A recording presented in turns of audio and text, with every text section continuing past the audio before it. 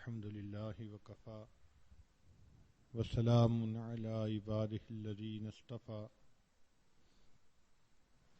أما بعد أعوذ بالله من الشيطان الرجيم بسم الله الرحمن الرحيم رب هب لي من الصالحين سبحان ربك رب العزة عما يصفون وسلام على المرسلين والحمد لله رب العالمين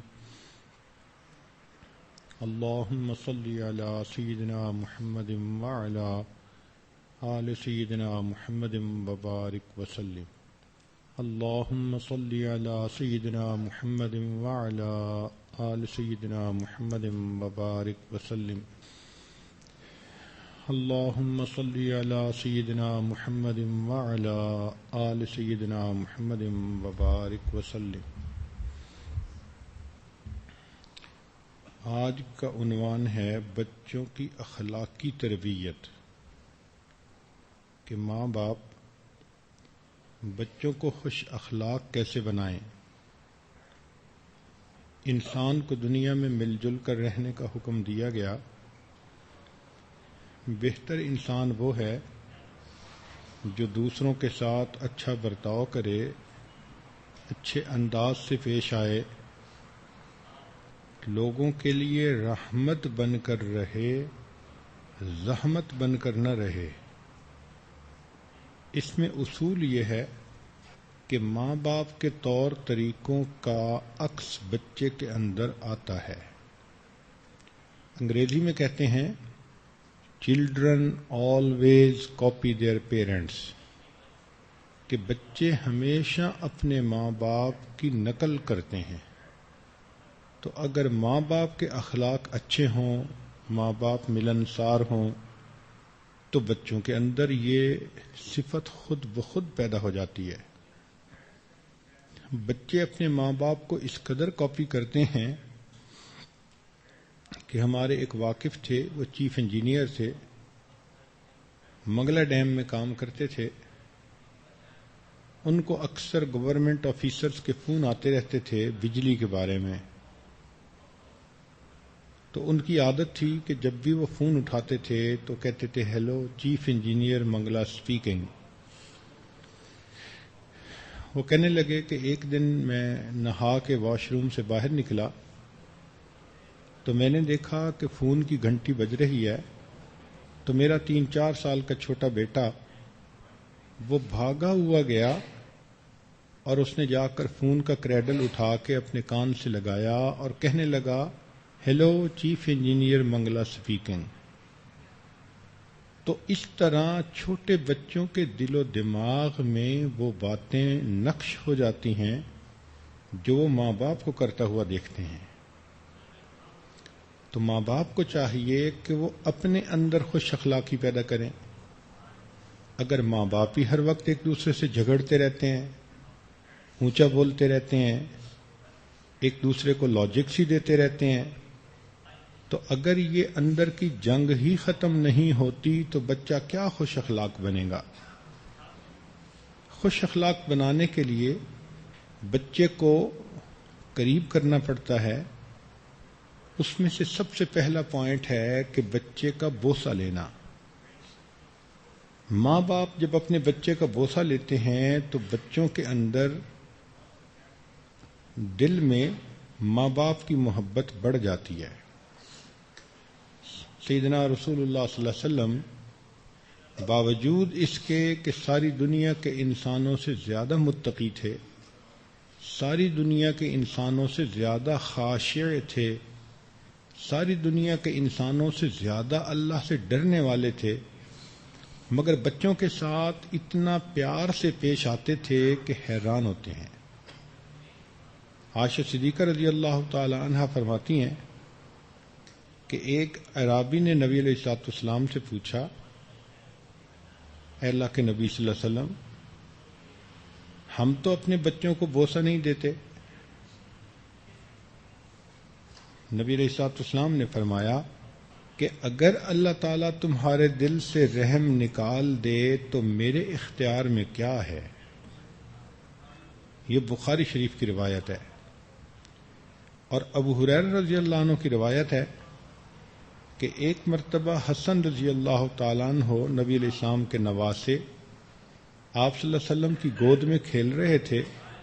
آپ صلی اللہ علیہ وسلم نے ان کو بوسہ دیا تو اقرا بن حابس رحمۃ اللہ علیہ بیٹھے تھے. کہنے لگے اے اللہ کے نبی صلی اللہ علیہ وسلم میرے 10 بچے ہیں اور میں تو کسی کو بوسہ نہیں دیتا. نبی علیہ السلام نے فرمایا من لا یرحم لا یرحم، کہ جو بندہ رحم نہیں کرتا اس پر رحم نہیں کیا جاتا. بخاری شریف کی ایک اور روایت ہے، عائشہ صدیقہ رضی اللہ تعالی عنہا کے پاس ایک ماں آئی، اس کے 2 بچے تھے.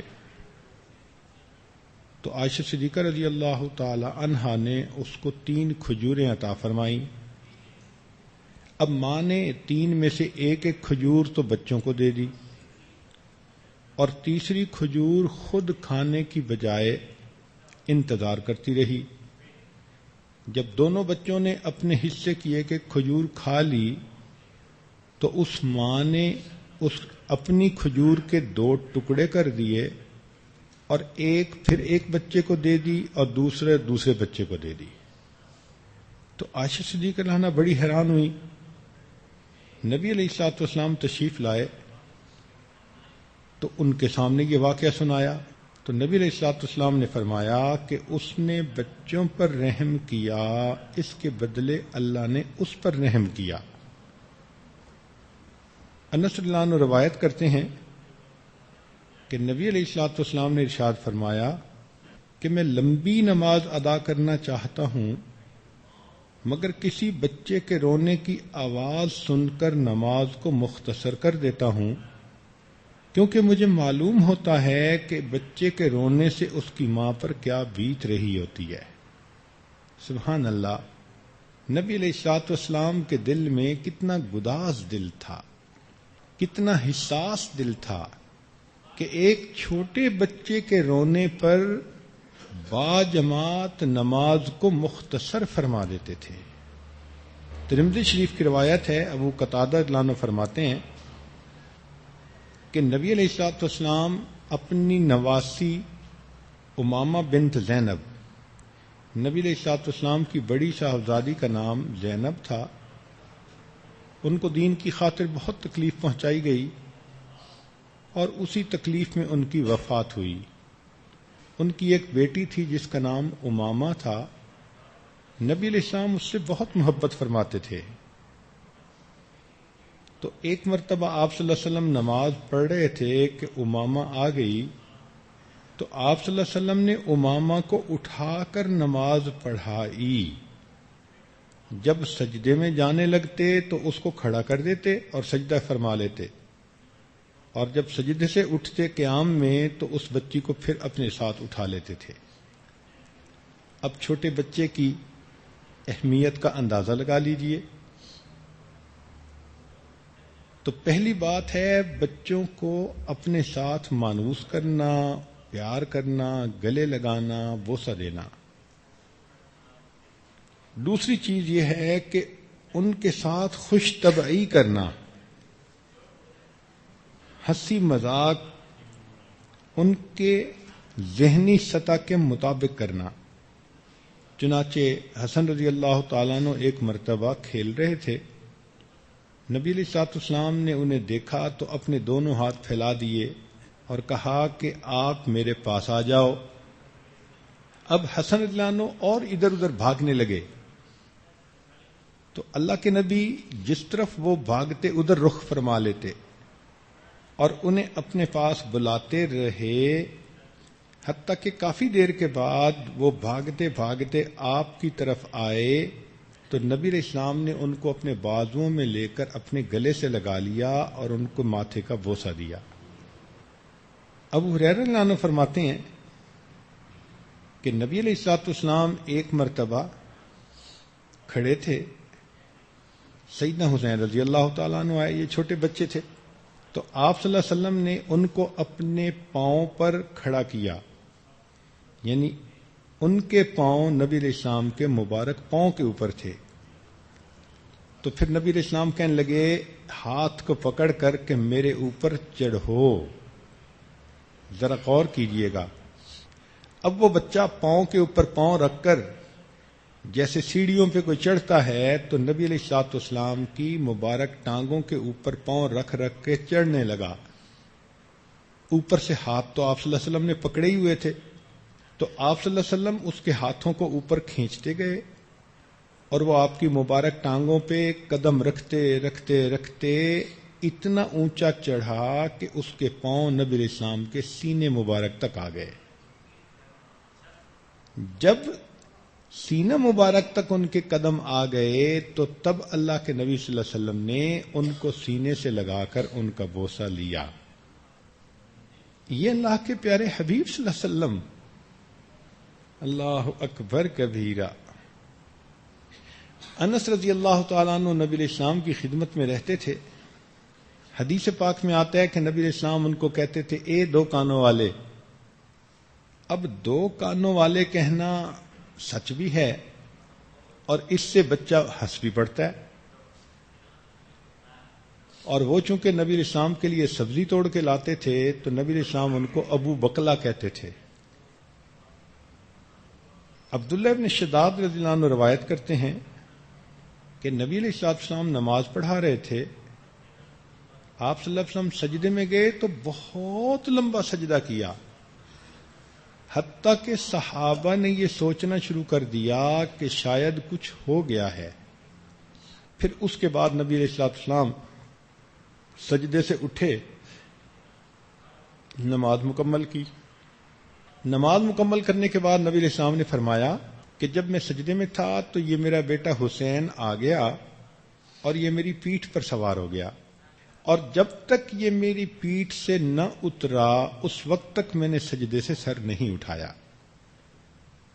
اب اللہ کے حبیب صلی اللہ علیہ وسلم جماعت کروا رہے ہیں لیکن ایک بچے کی خواہش کی اتنی رعایت فرما رہے ہیں۔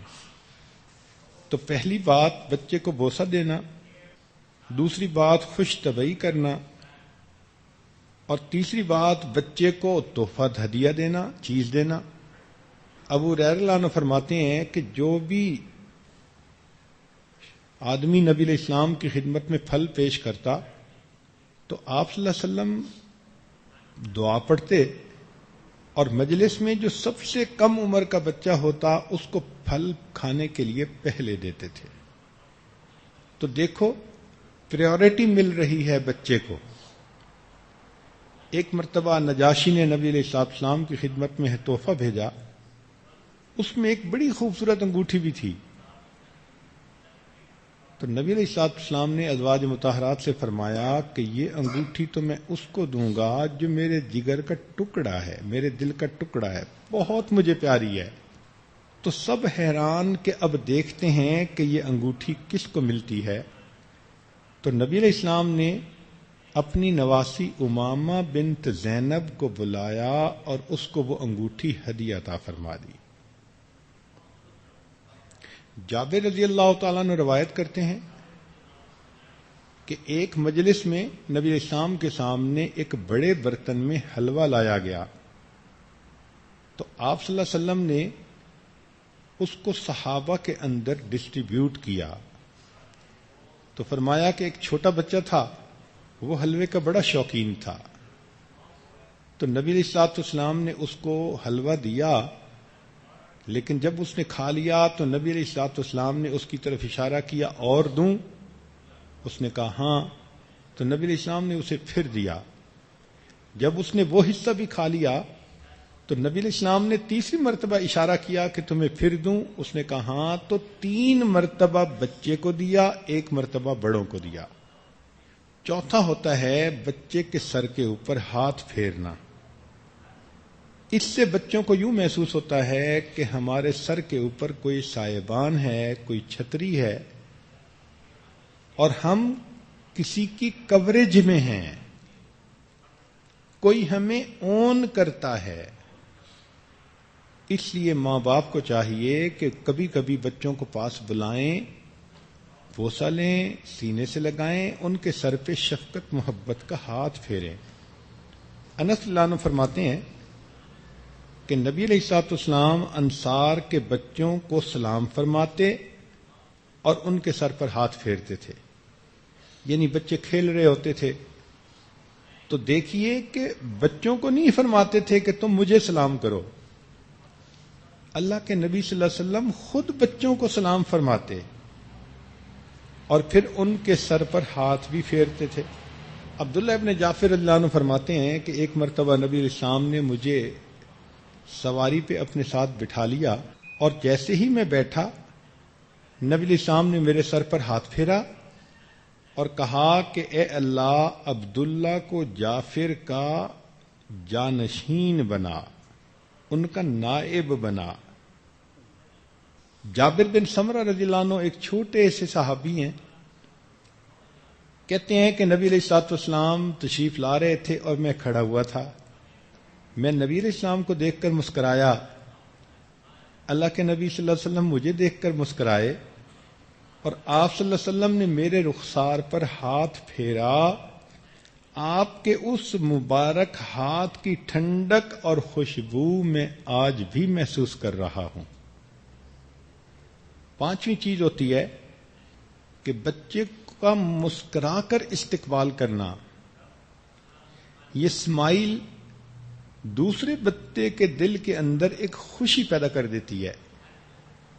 اس لیے جب بھی انسان چھوٹے بچے کو دیکھے تو ضرور مسکرائے. یہ نبی علیہ الصلوۃ والسلام کی مبارک سنت ہے. چھٹی چیز ہے احوال کی خبر گیری. تو نبی علیہ الصلوۃ والسلام بچوں کو ملتے تھے تو ان سے پوچھتے رہتے تھے آپ کیسے ہو، طبیعت ٹھیک ہے، کوئی پریشانی تو نہیں.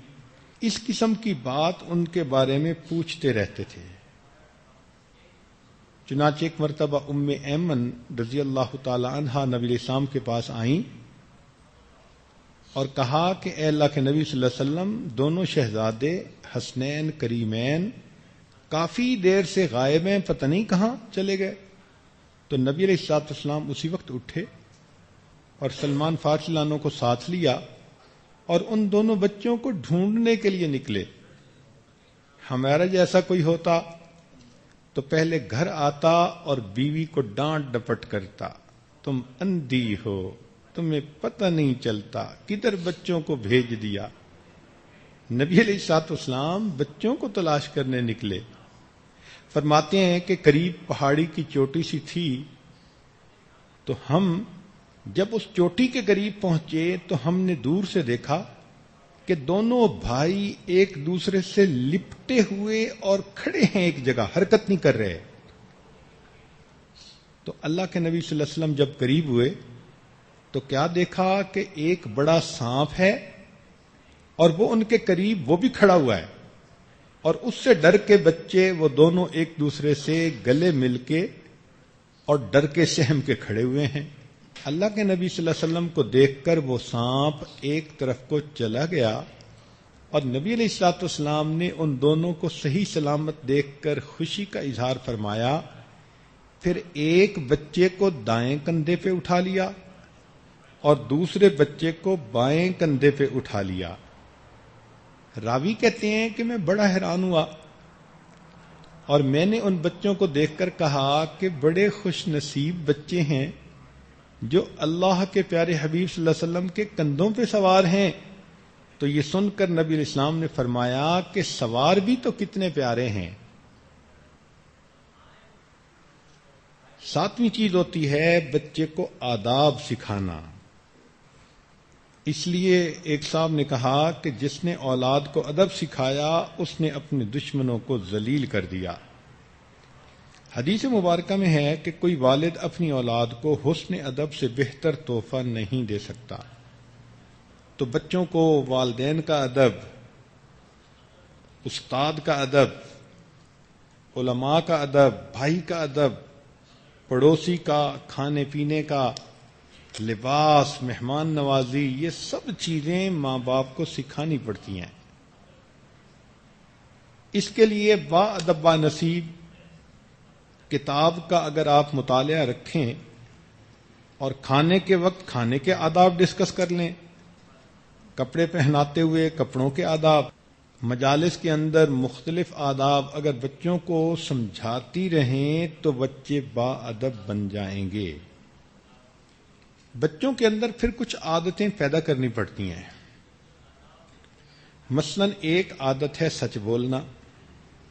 یہ اتنی اہم عادت ہے کہ جب تک بچے کے اندر سچ بولنے کی عادت پیدا نہ ہو اس کے اندر اچھا انسان پیدا نہیں ہوتا. اس لیے بچے کو سچ اور جھوٹ کا فرق بتائیں اور بتائیں کہ جھوٹ سے اللہ تعالیٰ ناراض ہوتے ہیں، سچ بولنے سے اللہ تعالیٰ راضی ہوتے ہیں. بچہ غلطی کر کے سچ بتا دے تو اسے معاف کر دیں، اور کسی بات پہ بھی اگر جھوٹ بولے تو بچے کو ضرور سزا دیں.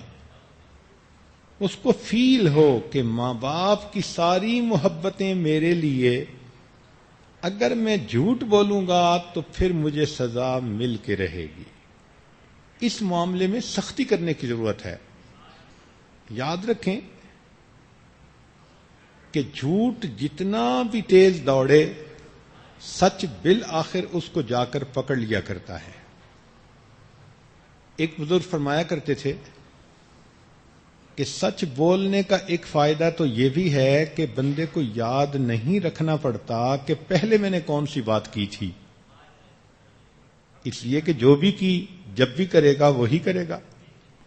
جھوٹ بولنے والوں کو یاد رکھنا پڑتا ہے کہ کس کے سامنے کیا کہا تھا اور کس کے سامنے کیا کہا تھا.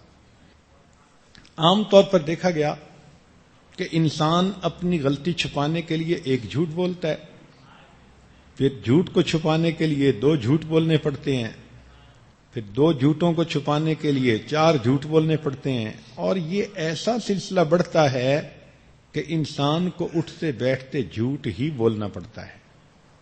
تو اس لیے بچے کی اس بارے میں اچھی تربیت کریں اور سختی کریں کہ وہ ہر حال میں سچ بولے، اور جب دیکھیں کہ اس نے غلطی کی مگر سچ سچ بتا دیا تو بچے کو معاف کر دیں.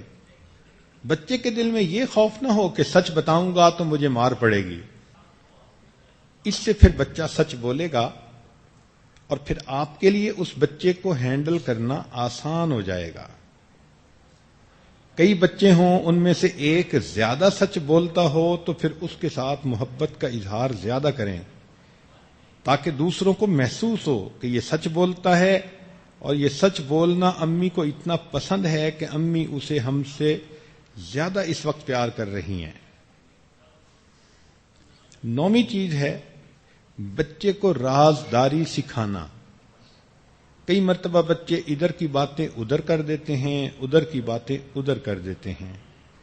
یہ ایک بہت بری عادت ہے جو دلوں کے اندر فاصلے پیدا کرنے کا سبب بنتی ہے. اسی طرح سنی سنائی باتیں ادھر ادھر کرتے پھرنا یہ بھی بری چیز ہوتی ہے. تو بچے کے اندر یہ صفت پیدا کرنی پڑتی ہے کہ اگر کوئی بات دیکھی تو خاموشی اختیار کرو، اس کو خواہ مخواہ دوسروں کے سامنے نقل کرنے کی کیا ضرورت ہے. انس لانو کہتے ہیں کہ میں کھیل رہا تھا، اللہ کے نبی صلی اللہ علیہ وسلم تشریف لائے اور آپ نے مجھے کسی کام کے لیے بھیجا اور خود وہیں تشریف فرما ہوئے. میں کام کرنے کے لیے چلا گیا، کام میں مجھے کافی دیر لگ گئی. واپس آیا تو نبی علیہ السلام خوش ہوئے. جب گھر آیا تو والدہ نے پوچھا کہ بیٹے تم اتنی دیر کہاں رہے؟ تو میں نے بتایا کہ نبی علیہ السلام نے مجھے ایک کام بھیجا. تو ماں نے پوچھا کہ بیٹے کیا کام بھیجا؟ تو میں نے کہا کہ یہ نبی علیہ السلام کا راز ہے، میں کیوں بتاؤں؟ تو میری والدہ بہت خوش ہوئیں اور مجھے فرمانے لگیں کہ اے بیٹے نبی علیہ السلام کے رازوں کی حفاظت کرنا.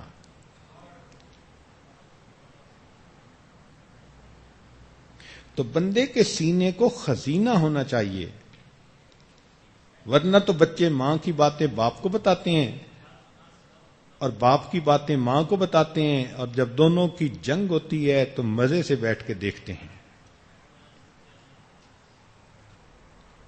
10ویں چیز بچوں کے اندر امانت داری کو پیدا کرنا. بددیانتی انسان کی شخصیت کو بگاڑ دیا کرتی ہے. ایسا انسان بے اعتبارہ ہو جاتا ہے. حدیث مبارکہ میں نبی علیہ السلام نے فرمایا کہ بیٹا اپنے باپ کے مال کا نگہبان ہوتا ہے. یعنی جیسے انسان اپنے مال کی خود حفاظت کرتا ہے، اس کو ضائع ہونے سے بچاتا ہے، چوری سے بچاتا ہے، تو بیٹا بھی اپنے باپ کے مال کا اسی طرح نگہبان ہے، وہ بھی اس میں امانت داری کا معاملہ کرتا ہے. نبی علیہ الصلوۃ والسلام اتنے امین تھے کہ کافر بھی آپ کو صادق الامین کہا کرتے تھے کہ آپ ہمیشہ سچ بولتے ہیں اور آپ امانت کا خیال کرتے ہیں. آپ ذرا سوچئے کہ وہ قریش مکہ جو نبی علیہ الصلوۃ والسلام کے جانی دشمن ہیں، جو آپس میں مشورے کر رہے ہیں دار الندوہ میں کہ نبی علیہ الصلوۃ والسلام کو کس طرح حبس سے بیجا میں رکھیں یا شہید کر دیں، اور پھر ہر قبیلے کا ایک ایک بندہ لے کر رات کو انہوں نے گھر کا محاصرہ کر لیا. اللہ کے نبی صلی اللہ علیہ وسلم گھر سے نکلنا چاہتے ہیں تو آپ کے پاس ان کافروں کی امانتیں پڑی ہوئی تھیں، تو آپ صلی اللہ علیہ وسلم نے علی لانوں کو اپنے بستر پہ سلایا اور ان کے ذمے لگایا کہ یہ فلاں فلاں امانتیں ان کے حوالے کر کے تم بعد میں میرے پاس مدینہ آ جانا. حیرت ہوتی ہے، یہ لوگ جان کے دشمن ہیں اور اس حال میں بھی اللہ کے نبی صلی اللہ علیہ وسلم ان کی امانتوں کا لحاظ فرما رہے ہیں. تو مومن اتنا امین ہوا کرتا ہے. چنانچہ ایک جہاد میں دشمن بادشاہ قتل ہوا، مسلمانوں کو اللہ تعالیٰ نے فتح عطا فرما دی، مال غنیمت کو تقسیم کر دیا گیا، لوگ خوش تھے، مطمئن تھے. بہت دن گزرے تو ایک مسلمان سپاہی، سادہ سے کپڑے تھے، سادہ سی شخصیت تھی، امیر لشکر کے پاس آیا تو اس کے پاس ایک کپڑا تھا جس میں کوئی چیز لپٹی ہوئی تھی. کہنے لگا کہ امیر صاحب، جب جنگ ہوئی تو بادشاہ کو میں نے قتل کیا تھا اور اس کے سر پہ ایک تاج تھا جس میں قیمتی ہیرے اور موتی جڑے ہوئے تھے، وہ میں نے اٹھا لیا تھا اور میں نے آ کر اس کو اپنے سامان میں رکھ دیا اور یہ سوچا کہ چلو پہلے باقی سامان آپ کے پاس پہنچ جائے، میں بعد میں پہنچا دوں گا. کسی کو نہیں پتا کہ میرے پاس تاج ہے یا نہیں. میں وہ تاج لایا ہوں کیونکہ میرے پاس یہ مسلمانوں کی امانت ہے. یہ کہہ کر اس نے وہ تاج امیر کے حوالے کر دیا. امیر کے ہاتھ میں جب تاج آیا تو وہ دیکھ کر حیران، اتنے قیمتی ہیرے اور موتی جڑے ہوئے تھے کہ اگر یہ سپاہی اس کو اپنے پاس رکھ لیتا اور ایک ایک ہیرے موتی کو بیچتا رہتا تو پوری زندگی کا خرچہ اس کا نکل جاتا، اور کسی کو پتہ بھی نہیں تھا کہ تاج کس کے پاس ہے.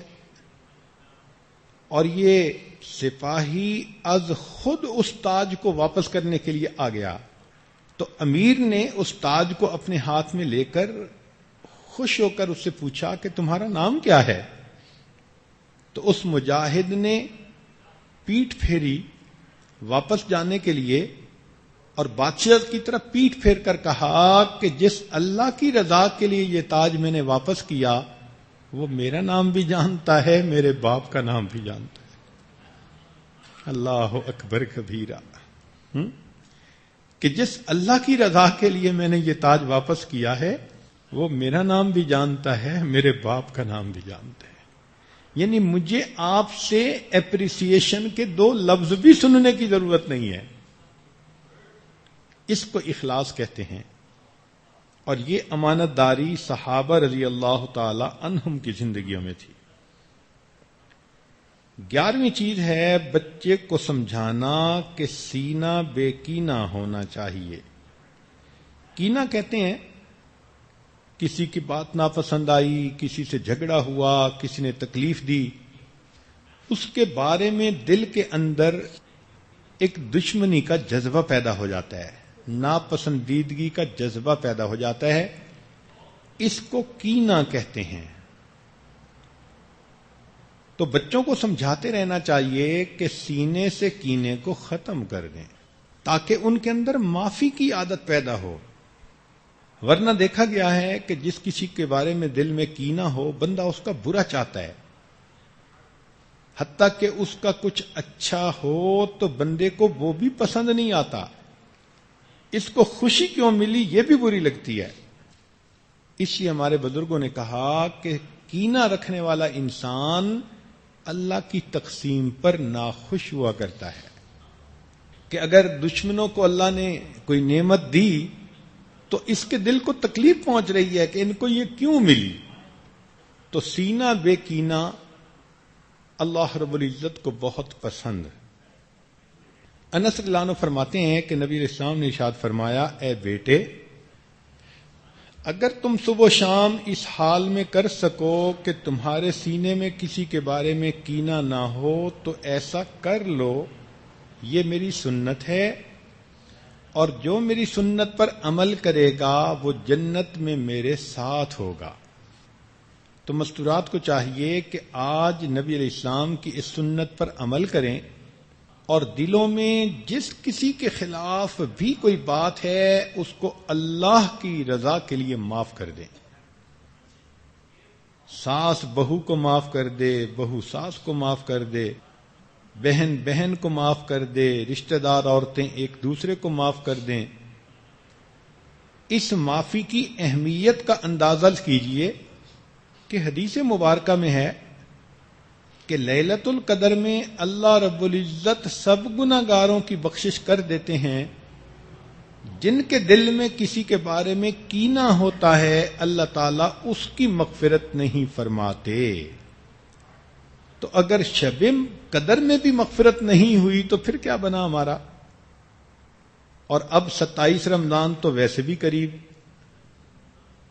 تو اس لیے مستورات کو چاہیے کہ جس کسی سے ناراضگی ہے، خفا ہیں، تکلیف پہنچی، دل میں کوئی بات ہے، تو بس ایک دوسرے سے پہلے ہی معافی تلافی کر لیں تاکہ 27 کی رات ہماری ایسی ہو کہ اگر اللہ رب العزت ہماری بخشش کا ارادہ فرمائیں تو یہ کینہ اس کے راستے میں رکاوٹ نہ کہیں بن جائے.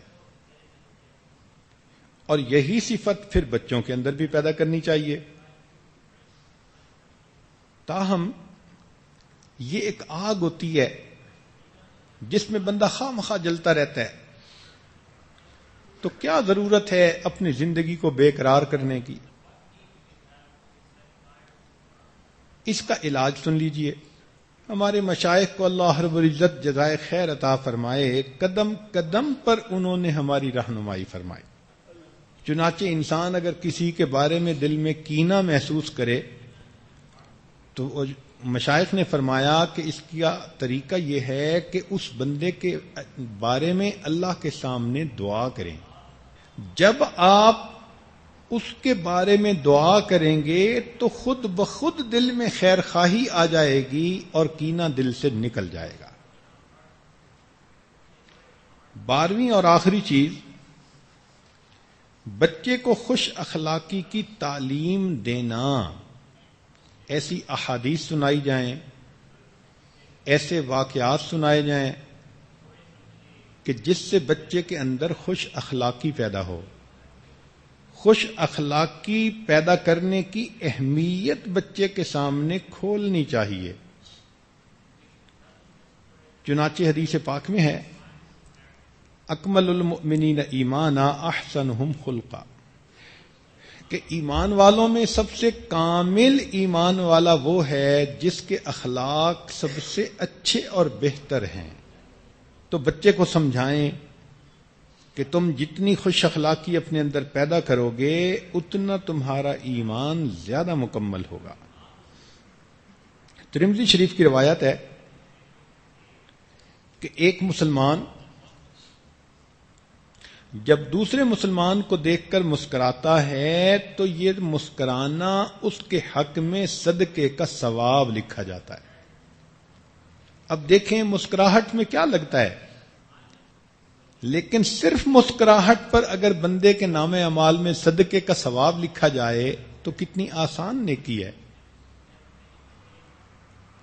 ایک روایت میں ہے کہ دو مسلمان بھائی جب آپس میں ملتے ہیں تو وہ اپنے ہاتھ ایک دوسرے سے نہیں الگ کرتے اس سے پہلے اللہ ان کے گناہوں کو اس طرح ختم کر دیتے ہیں جس طرح پت جھڑ کے موسم میں درختوں کے پتے ختم ہو جاتے ہیں.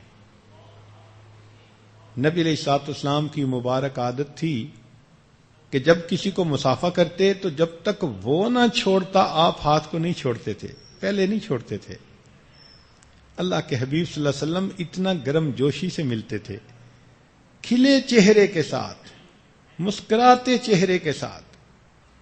حدیث مبارکہ میں ہے، نبی علیہ الصلوۃ والسلام کی حدیث، عائشہ صدیقہ رضی اللہ عنہا راویہ ہیں، فرماتی ہیں کہ نبی علیہ الصلوۃ والسلام جب بھی گھر میں تشریف لاتے تھے مسکراتے چہرے کے ساتھ آیا کرتے تھے.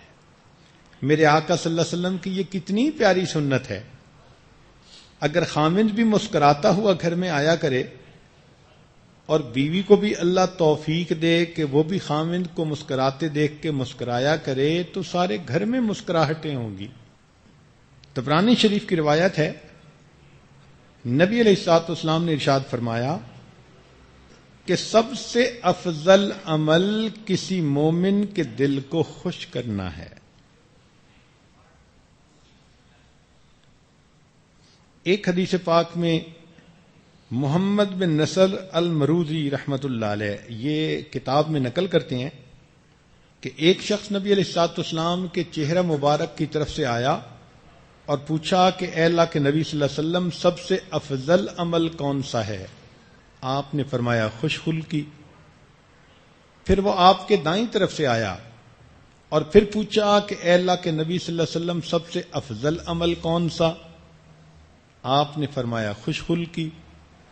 پھر وہ آپ کے بائیں طرف سے آیا اور آ کر اس نے پھر یہی پوچھا کہ سب سے افضل عمل کون سا؟ نبی صلی اللہ علیہ وسلم نے فرمایا خوش خلقی. پھر وہ بندہ نبی علیہ السلام کی پشت مبارک کی طرف سے آیا اور پھر اس نے یہ پوچھا کہ اے اللہ کے نبی صلی اللہ علیہ وسلم سب سے افضل عمل کون سا؟ نبی علیہ السلام نے اس کی طرف مڑ کر دیکھا اور فرمایا تجھے کیا ہو گیا؟ تو کیوں نہیں سمجھ رہا کہ افضل ایمان لانے کے بعد سب سے افضل عمل خوش خلقی ہوتی ہے؟ تو اللہ کے پیارے حبیب صلی اللہ علیہ وسلم کو یہ خوش خلقی اتنی پسند تھی. حدیث مبارکہ میں ہے کہ خوش خلقی انسان کے گناہوں کو اس طرح پگھلا دیتی ہے جیسے برف پانی کو پگھلا دیتی ہے، جیسے پانی برف کو پگھلا دیتا ہے. یعنی پانی میں ڈالیں تو برف فوراً پگھل جاتی ہے. اسی طرح خوش خلق انسان کے گناہ خوش خلقی کی وجہ سے پگھل جاتے ہیں. تو بچے کو یہ چیز سمجھانی چاہیے کہ دیکھو تم نے اپنے بھائی کا دل خوش کرنا ہے، بہن کا دل خوش کرنا ہے، ماما کا دل خوش کرنا ہے، ابو کا دل خوش کرنا ہے، تم نے اپنے بڑوں کا، اپنے ساتھ والوں کا، سب کا دل خوش کرنا ہے. تو پھر دیکھیں گی کہ بچے کی شخصیت میں ہمدردی پیدا ہوگی، ملنساری ہوگی، حساس طبیعت ہوگی. وہ دوسروں کو دکھ دینا کا کبھی بھی کوشش نہیں کرے گا، دوسروں کو اذیت پہنچانے کی کوشش نہیں کرے گا. اس لیے بچے کو خوش خلقی سمجھانی چاہیے، اور یہ بھی نہیں کہ بچہ چپ چاپ الگ اپنی دنیا میں مست رہے. اس طرح کٹ ہٹ کر زندگی گزارنا یہ بھی اللہ کو پسند نہیں ہے. مل جل کر رہیں ملنساری کے ساتھ، محبت کے ساتھ، اسی کا نام انسانیت ہے. چنانچہ عبداللہ ابن مبارک رحمت اللہ علیہ بڑے محدث گزرے ہیں. اور ان کو اللہ رب العزت نے دنیا کا مال پیسہ بھی بڑا دیا تھا. ایک نواب کے بیٹے تھے. ایک شخص ان کے پاس آیا, کہنے لگا کہ حضرت میرے اوپر 700 درہم کا قرض ہے, اگر آپ مجھے دے دیں تو میں قرض ادا کر کے پرسکون ہو جاؤں. آپ نے چٹ لی اور کاغذ پر لکھ کر اس کو دیا کہ جاؤ میرے اکاؤنٹنٹ کے پاس اور اس سے پیسے لے لو. وہ اکاؤنٹنٹ کے پاس گیا. اس اکاؤنٹنٹ نے جب کاغذ کو دیکھا تو اس کے اوپر لکھا ہوا تھا 7,000 درہم اور بندہ مانگ رہا تھا 700 درہم. تو یہ کنفیوز ہو گیا. پھر کہنے لگا کہ اچھا میں حضرت سے ویریفائی کر لیتا ہوں کہ تجھے کتنا دینا ہے. تمہیں ضرورت ہے 700 کی اور مجھے لگتا ہے کہ بائی مسٹیک ایک ڈیجٹ زیادہ پڑ گئی اور یہ 7,000 لکھا ہوا ہے. تو اکاؤنٹنٹ نبی علیہ السلام کی عبداللہ ابن مبارک رحمۃ اللہ علیہ کے پاس آیا, کہنے لگا حضرت اس کو تو 700 چاہیے, آپ نے 7,000 لکھ دیے. انہوں نے فرمایا اچھا کاغذ مجھے دکھاؤ. جب کاغذ دکھایا تو انہوں نے 7,000 کو کاٹ کر اس کی جگہ 14,000 لکھ دیے کہ یہ رقم اسے دے دو. خیر اکاؤنٹنٹ نے رقم تو دے دی مگر وہ بات کو سمجھ نہ سکا. تو پھر وہ حضرت کو ملنے کے لیے آیا اور کہنے لگا کہ سمجھ نہیں آئی, چاہیے تھے اس کو 7,000 لکھ دیے, میں پوچھنے آیا تو بجائے کم کرنے کے 14,000 کر دیے, یہ مسئلہ کیا؟ تو عبداللہ ابن مبارک رحمۃ اللہ علیہ نے فرمایا کہ میں نے نبی علیہ الصلوۃ والسلام کی ایک حدیث مبارکہ پڑھی ہے کہ جب کوئی شخص کسی مومن کے دل کو اچانک خوشی پہنچاتا ہے تو خوشی پہنچانے پر اللہ اس کے پچھلے گناہوں کو معاف فرما دیتا ہے. وہ مجھ سے 700 درہم مانگنے آیا, میں نے 7,000 لکھے کہ ان ایکسپیکٹڈ خوشی ملے گی. تم نے میرا کام خراب کیا, ویریفائی کرنے آ گئے. اب جب اس کو 7,000 کی فگر کا پتہ چل گیا تو اب اسے 7,000 مل بھی جاتے تو اتنی خوشی نہ ہوتی. تو میں نے اس کو کاٹ کر 14,000 کیا کہ اب پھر ان ایکسپیکٹڈ اس کو خوشی ملے گی تو اللہ تعالیٰ میرے پچھلے گناہوں کو معاف فرما دیں گے. آپ بھی کبھی اپنے خاوند کو ان ایکسپیکٹڈ خوشی پہنچایا کریں, بچے کو بھی سمجھائیں کہ وہ بھی اسی طرح اپنے ماں باپ کا اچانک دل خوش کرے, ایسی بات کرے, ایسا کام کرے کہ ان کا دل خوش ہو جائے. اس طرح بچے کے دل میں دل کو خوش کرنے کی اہمیت واضح ہوتی ہے. ایک بات یہاں پر سمجھنا ضروری کہ دل خوش کرنے سے مراد شریعت کے دائرے کے اندر رہتے ہوئے کوئی کام کرنا. یہ نہیں ہے کہ بچے کو کوئی کہے میرے ساتھ بیٹھ کے ٹی وی دیکھو میں بہت خوش ہو جاؤں گا, یا کسی عورت کو کوئی کہے تو میرے پاس آ جاؤ میں بہت خوش ہو جاؤں گا. نہیں, معصیت کے ذریعے کسی کو خوش نہیں کرنا, نیک اور جائز کام کے ذریعے کسی کا دل خوش کرنا. اس پر یہ سب اجر انسان کو نصیب ہوتا ہے. تو جب بچے کے اندر یہ صفت پیدا ہوتی ہے تو بچہ ایک محبوب شخصیت بن جاتا ہے. ہر ماں چاہتی ہے کہ اس کا بچہ ایسا ہو کہ ہر کوئی اسے پسند کرے, اس کی بیٹی ایسی ہو کہ ہر کوئی پسند کرے.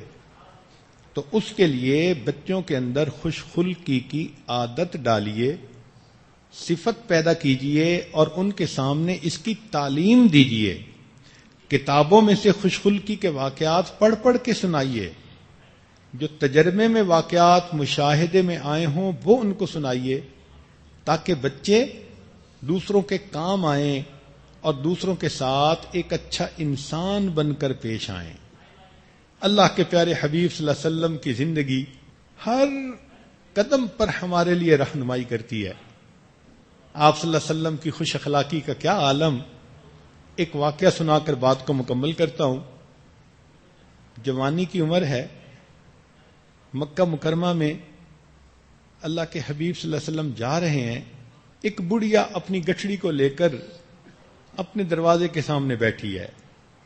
آپ صلی اللہ علیہ وسلم نے محسوس کیا کہ اس کو مدد کی ضرورت ہے، پوچھا اماں میں آپ کی مدد کر سکتا ہوں؟ اس نے کہا ہاں بیٹا، میں شہر سے باہر ایک جگہ جانا چاہتی ہوں، سامان بھاری ہے اٹھایا نہیں جاتا، تو میں کسی کا انتظار کر رہی ہوں۔ آپ صلی اللہ علیہ وسلم نے فرمایا کہ اماں یہ سامان میں اٹھا لیتا ہوں۔ ذرا سوچئے، اللہ کے پیارے حبیب صلی اللہ علیہ وسلم نے اس بڑھیا کا سامان سر پر اٹھا لیا اور اس کے ساتھ ساتھ مکہ مکرمہ سے باہر کی طرف چل پڑے۔ جب ذرا آبادی سے باہر نکلے تو بڑھیا نے آپ سے باتیں کرنی شروع کر دیں، کہنے لگی کہ بیٹا تمہیں پتہ ہے میں کیوں باہر جا رہی ہوں؟ آپ نے پوچھا بتائیں۔ کہنے لگی کہ ایک آدمی ہے جس نے نبوت کا دعویٰ کیا ہے اور اس کی وجہ سے لوگ اپنے ماں باپ کے دین کو چھوڑ کر اس کے پیچھے لگ رہے ہیں۔ مجھے ڈر ہوا کہ کہیں میں بھی ایسا نہ کر بیٹھوں، تو میں مکہ چھوڑ کے فلاں جگہ جا رہی ہوں تاکہ میں ماں باپ کے دین پر قائم رہوں۔ وہ باتیں سنا رہی ہے اور اللہ کے نبی صلی اللہ علیہ وسلم باتیں سن رہے ہیں، اور وہ نصیحت کر رہی ہے کہ بیٹا تم ماں باپ کے دین پر جمے رہنا، اگر کبھی موقع ملے تو اس کی بات مت سننا، وہ تو کوئی جادوگر ہے، دلوں پہ اثر کر دیتا ہے، بندے کا دل چھین لیتا ہے اور لوگ اس کے پیچھے لگ جاتے ہیں، اس کی بات میں بڑی کوئی تاثیر ہے۔ جتنی باتیں بھی وہ کر رہی تھی، اللہ کے پیارے حبیب صلی اللہ علیہ وسلم باتیں خاموشی سے سن رہے تھے اور اس کا سامان لے کر چل رہے تھے۔ جب اس کو اس کی جگہ تک پہنچایا، بڑھیا بڑی خوش ہوئی، کہنے لگی نوجوان تو کتنا اچھا ہے، ذرا اپنا نام بتا، میں اگر کبھی مکہ مکرمہ واپس آئی تو میں تجھے ضرور ملوں گی، تو مجھے بیٹوں کی طرح پیارا لگتا ہے۔ جب بڑھیا نے پوچھا تو اللہ کے نبی صلی اللہ علیہ وسلم نے فرمایا اماں جس نوجوان کے بارے میں سارے راستے آپ بات کرتی آئی ہیں میں وہی نوجوان محمد ہوں۔ یہ اللہ کے حبیب صلی اللہ علیہ وسلم کی خوش اخلاقی دیکھیے۔ اس عورت کو کیا پتا تھا کہ جس نے میرا سامان اٹھایا اس نے تو پوری انسانیت کا بوجھ اپنے کندھوں پہ اٹھایا ہوا ہے۔ یہ ہمارے آقا ہیں، یہ ہمارے سردار ہیں، جنہوں نے اس طرح خوش خلقی کے ساتھ پیش آنے کی ہمیں تعلیمات دیں۔ اللہ تعالی ہمیں خوش اخلاقی نصیب فرمائے، اور اب تک ہم نے جو بد اخلاقی کی وجہ سے لوگوں کے دل دکھائے، اللہ تعالی ہمارے ان گناہوں کو معاف فرمائے۔ وآخر دعوانا ان الحمد للہ رب العالمین۔